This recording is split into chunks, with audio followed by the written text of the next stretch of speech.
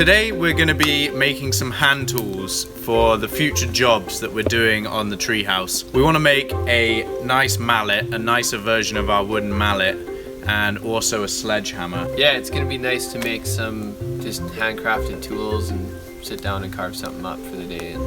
Yeah, bit of a more chilled out day today. Make some tools to use in future. And make something that's going to be useful. Yes. Yes, indeed. Okay, so we're going to use birch to make these two different hammers. I think it's just a bit harder than poplar. I've looked it up online. Apparently you can use either, but we've got some nice dry, dead, but not rotten birch here. So I'm going to make my handle, try and make my handle not from the heartwood of the birch, so it's super strong. And then for the top of the sledgehammer, I'm going to use the same bit, just the widest bit I can. I think the head of the sledgehammer is going to be sort of yay big, so it's nice and weighty to smash down on logs and stuff. So I'm going to saw this up.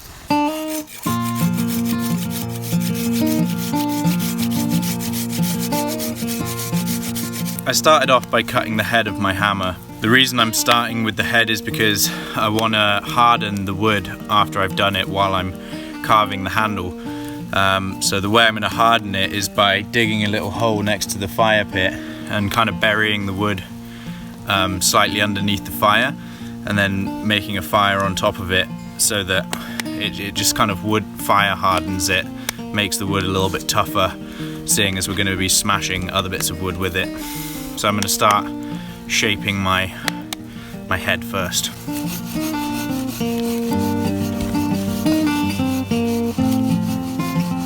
Not sure how easy this bark will be to get off.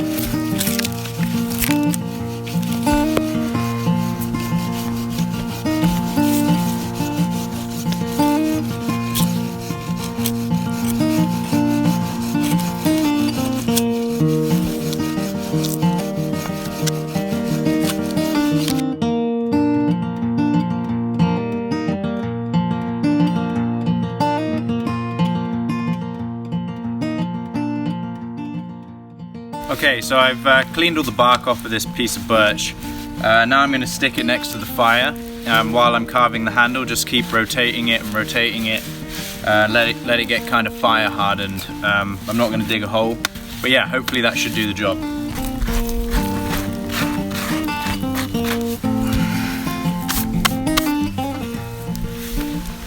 Sweet. So now I'm going to get started trying to carve my handle out of this big bit of birch. Looks like it's going to be quite a lot of work because it's really hard, and I'm not sure exactly the best way to do it.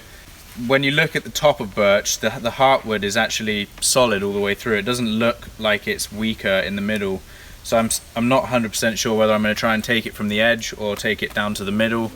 I'm just going to kind of try it out and see what happens.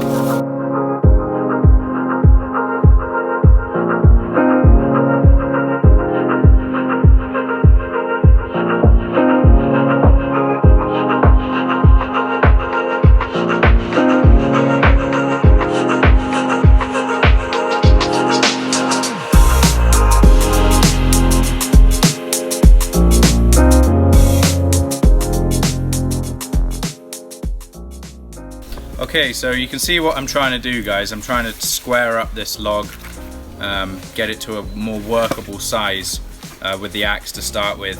I'm trying to keep it square, so if you come down to the base of this, you should be able to see that I'm trying to keep it somewhat square. It's kind of tricky, but I'm going to want a nice straight piece, so I'm just going to have to keep working away at it.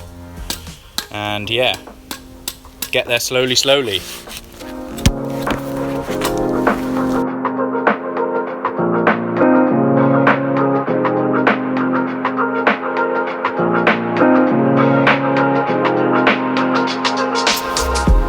Alright, so we've got our basic shape. It's pretty square for the most part. It's not perfect, but it's nearly there. So now I've got that nice square shape, I'm going to start shaving off the corners and start trying to get that rounded handle look that we're going for.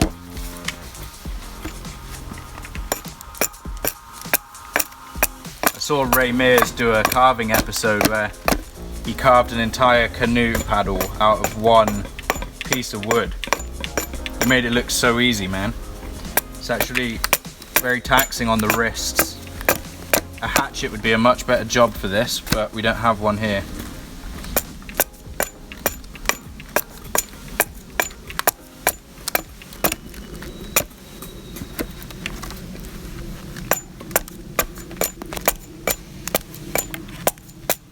Alright guys, so I've got the log to a pretty good size. It's still a bit too thick, but just as a change of pace, I just decided I'm going to start working on the end of the log and start shaping it into the shape that I want to fit into the main head of the sledgehammer. So I'm using a spoke shave, which is a carpenter's tool. Reuben brought this one out. I used to use these a lot when I was making furniture. It's a very satisfying tool. You can set the depth of how much you want to take off and just slowly start smoothing out the wood and shaping it, taking off very fine amounts. You can adjust it to take off more, but I'm kind of taking it pretty steady, just smoothing out all of these imperfections.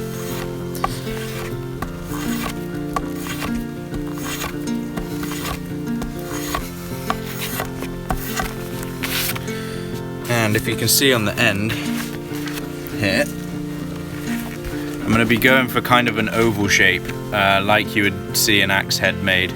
So it's going to be sort of longer and thinner this way. So I'm slowly taking it off to do that.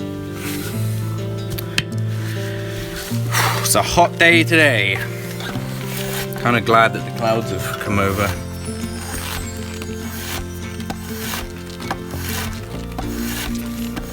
Quite a satisfying tool. It's quite similar to the draw knife in a way, but it just takes less off, and you can actually control the amount that you're taking off. Whereas with the draw knife, it's really up to the angle that you're using to dictate how much you're going to take off. This is a bit more set. Controlled, yes. Okay guys, so we decided to change of pace. We're not going to finish our tools today, so it's going to be an ongoing project in some of the subsequent videos. So what we are going to do though is build a wood rack, right? Yep, get some wood drying going on over here, get it out of our shelter area, just keeps getting in the way and falling over. It keeps falling over and ripping the tarp off the back, so we're going to move all that dry wood that we actually tested out last night and burned very well. We're going to move it all over to here and start a nice big one over here. Hopefully we can start adding to it as well. Yeah, it's gonna be good. Let's do it.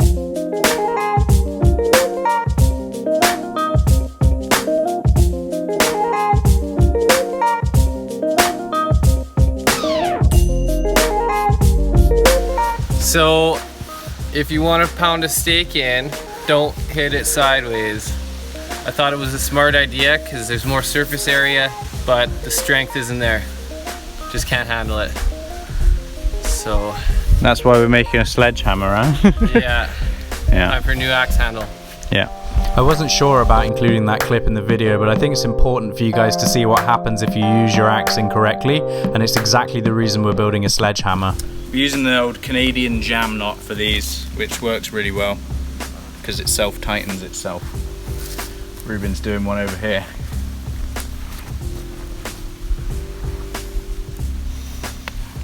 Very tiny, tiny rope.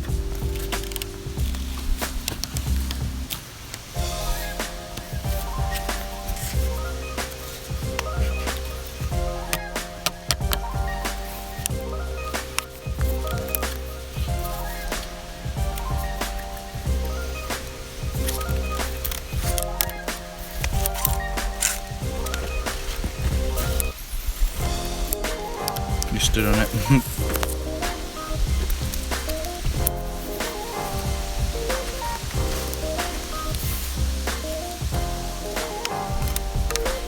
Probably one of the more simpler things we've built as of late.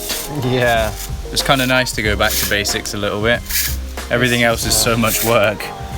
We're pretty much just making a little super shelter for the wood. Yeah, yeah.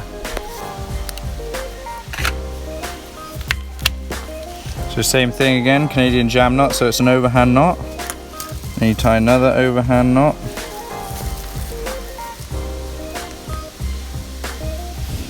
And then the cord comes through. Or something. Doesn't want to slide up. I guess it's fine. There we go. Get that jam knot all nice and jammed. There we go. And then once that's jammed on there,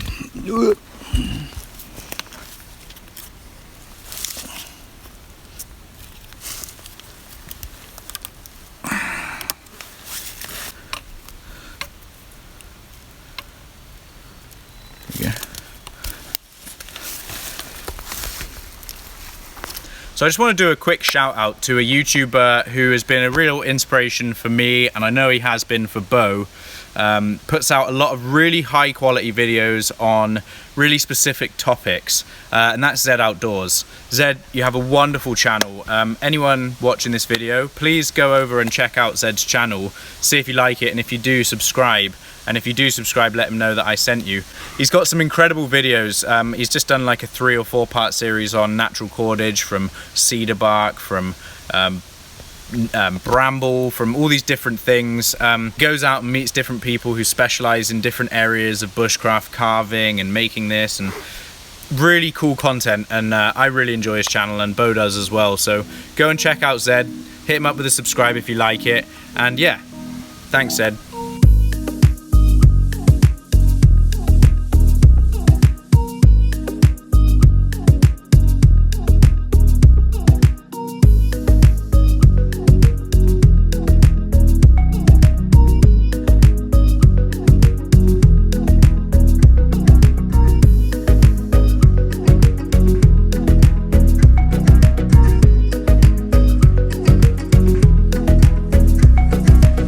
So you can see what we've done there, guys. Super basic design. And then we're going to put some more sticks and stuff on the top to weigh down the tarp a little bit and stuff.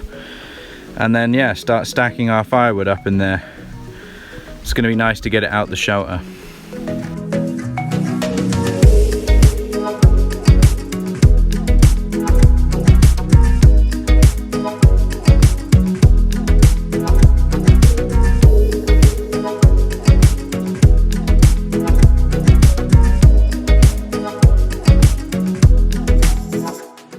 So it was a fair bit of work, but we got it done.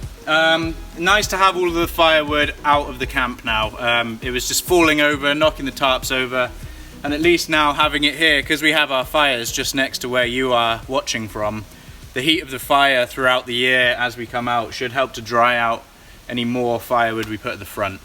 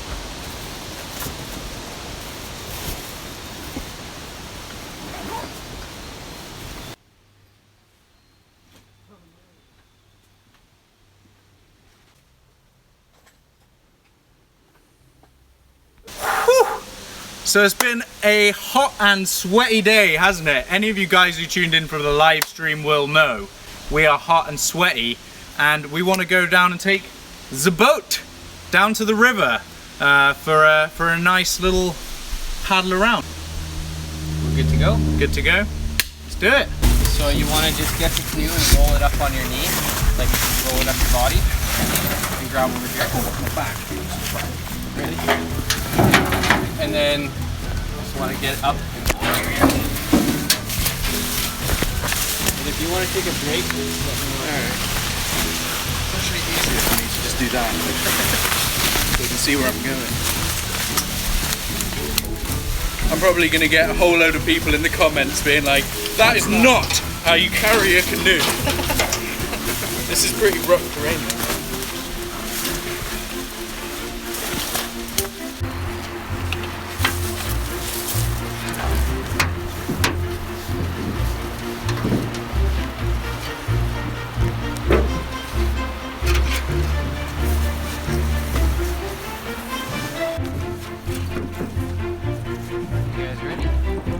To go in? Ready to get the boat wet? Hell yeah.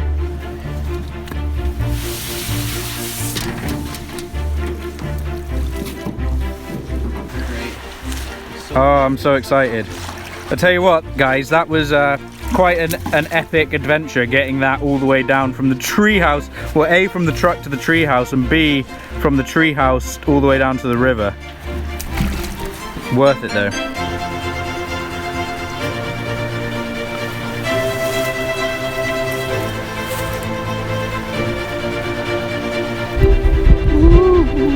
I'm gonna sit in the middle.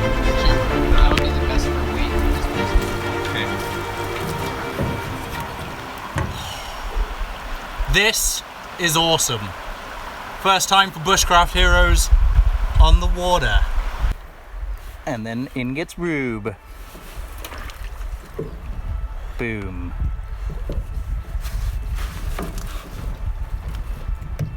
Well, I guess I should have got that gasket. Oh yeah. This is awesome. So I'd like to take a minute to just do a little shout out to a up and coming bushcraft channel that I've been paying a little attention to recently. It's a small channel, only 500 subs or so, and it's Nicholas Wachewicz is the name of the channel. He's a solo bushcrafter, an amazing cinematographer and photographer. He's building a little shelter for himself in BC, Canada, and I think you guys would really enjoy it. So after this video, head on over there. I put a link in the description for you. Check his channel out, and if you enjoy it, give it a like, give it a sub.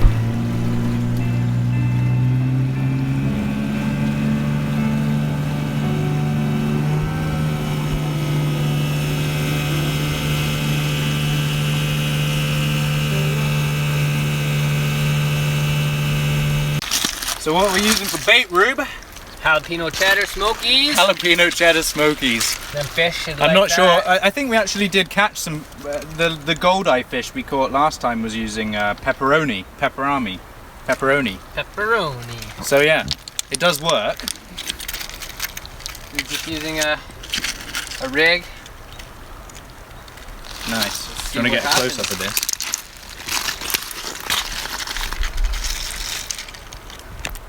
Awesome. Sweet, man. Go for a cast, I guess. Cast her away. We got some really heavy lines, so Eat some dinner. That was a goodie. Awesome.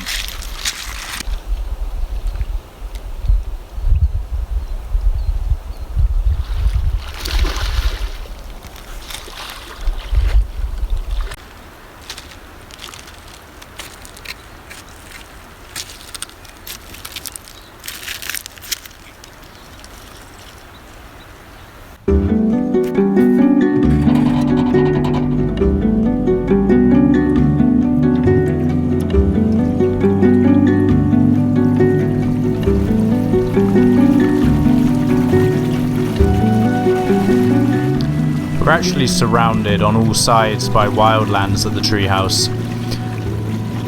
We really wanted to get out on the water and explore past where we could get to on the edge of the river on our side, see what was around.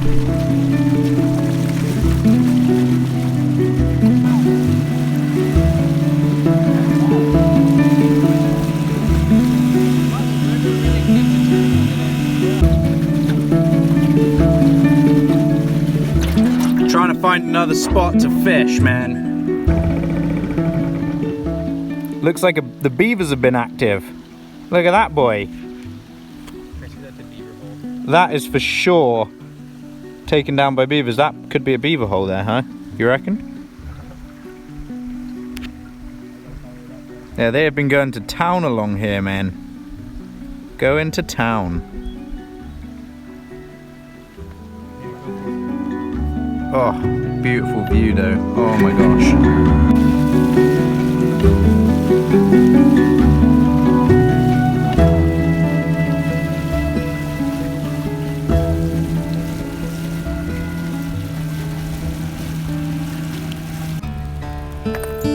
So it got a little bit cold, a little bit dark.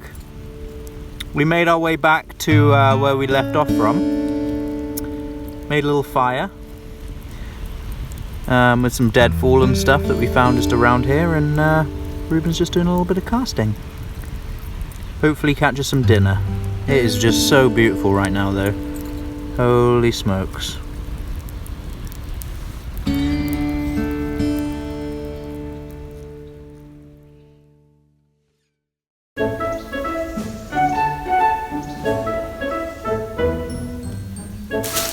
Well, hello guys.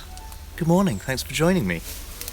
Reuben's asleep at the moment, and I was rummaging through, and I know he said he didn't have any coffee yesterday. I don't have any coffee either. And I was like, oh man, we need some tea. So I'm gonna make some spruce needle tea. But then I'm out collecting raspberries and strawberries, which fill this area that we're in at the moment. So I'm just pottering around while Reuben's in bed, making some, getting some ingredients for tea. So yeah, so many raspberries here. I can't believe we found strawberries as well.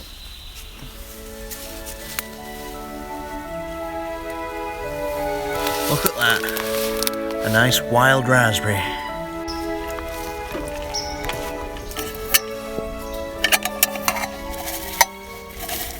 Okay guys, good morning. Just did a little bit of hunting for some raspberries, some little wild strawberries, some nettles, and some spruce needles.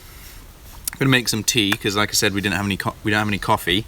So I'm gonna just mash up all of my nettles, raspberries, and strawberries into a bit of a paste there. Then I'm gonna chuck them in the water. Then I'm gonna put the spruce boughs in, the spruce little twiggly bits in after it's boiled, because it can get a bit white spirity if you boil them too much. Okay, so I just got a little stick here to mush up these awesome foraged ingredients.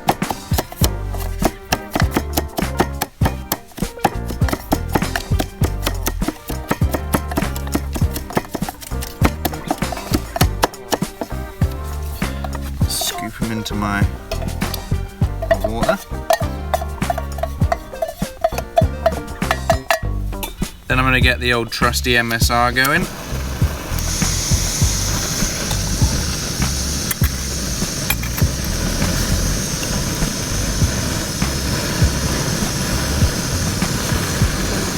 We'll leave that to boil.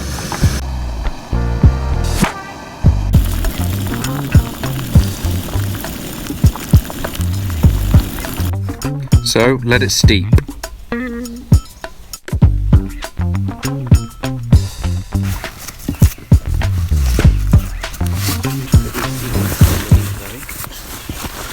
Okay guys, hope you guys enjoyed this week's episode. If you did, please leave a like or a comment. And if you haven't already, please subscribe. We'll see you next time.